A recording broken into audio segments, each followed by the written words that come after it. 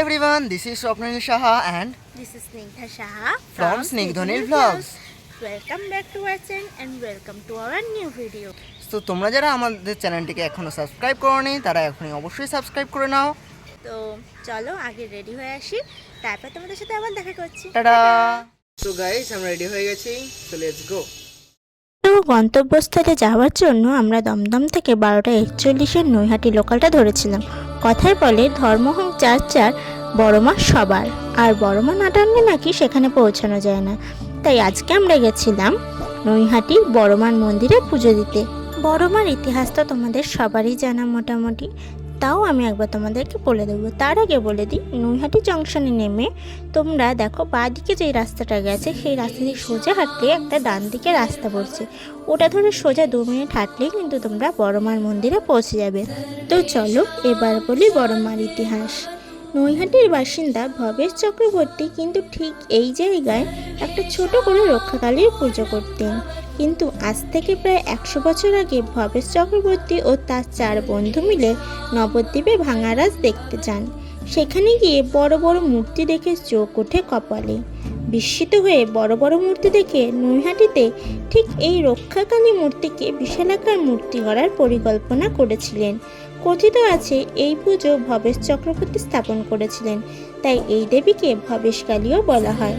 প্রথমে সকলে ভবেশকালীই বলে ডাকতেন, তারপর বিশালাকার এই মূর্তিকে বড় মা বলে অভিহিত করেন নৈহাটির বাসিন্দারা এবং দেশ বিদেশের সকল মানুষরাই। তো এর আগে তো তোমাদেরকে দেখিয়ে দিলাম বড় মার মন্দিরে ঢোকার আগে তোমাদের প্রথমে ওই আগের মন্দির মানে ভোলানাথের মন্দির দর্শন করতে হবে। যেখানে মায়ের বাস সেখানে তো ভোলানাথের মূর্তি থাকবেই। আর দেখিয়েছি মায়ের মন্দিরের টাইমিং, অর্থাৎ মাকে কখন দর্শন করা যায়, মায়ের আরতি কখন শুরু হয়, এই সব কিছু তোমরা চাইলে সেগুলো পজ করে দেখে নিতে পারো অথবা স্ক্রিনশটও নিয়ে নিতে পারো। আমরা কিন্তু ফাঁকায় ফাঁকায় মায়ের পুজোটা দিয়ে দিয়েছিলাম। মন্দিরের আশেপাশেই ডালার দোকান তোমরা কিন্তু দেখতে পাবে। তার আগে বলে দিই, মায়ের দর্শন করবার আগে তোমাদের কিন্তু রাধাকৃষ্ণের মূর্তি দর্শন করতে হবে। আর এখানে তোমাদের জন্য রইল মায়ের আরতির কিছু মুহূর্ত। মন্দিরে যেহেতু ভিডিও করা নিষেধ, তাই পুরো অংশ তোমাদেরকে আমি দিতে পারলাম না। নৈহাটির মায়ের এই নতুন মন্দিরে মা কিন্তু কোষ্ঠী পাথরে স্থাপিত।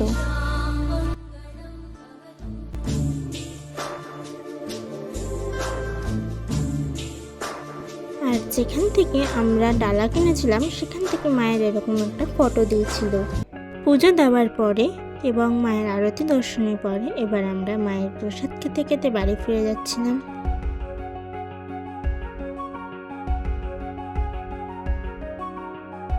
এরপর আমরা নৈহাটি জংশন থেকে 4:03 গেদের শিয়ালদা লোকাল ধরে বাড়ি ফিরে আসি। তো বন্ধুরা, আজকের ভিডিও যদি তোমাদের ভালো লেগে থাকে তাহলে অবশ্যই করে একটা লাইক করে দিও, আর কমেন্ট বক্সে জয় বড় মা লিখতে একদমই বলো না। Thank you.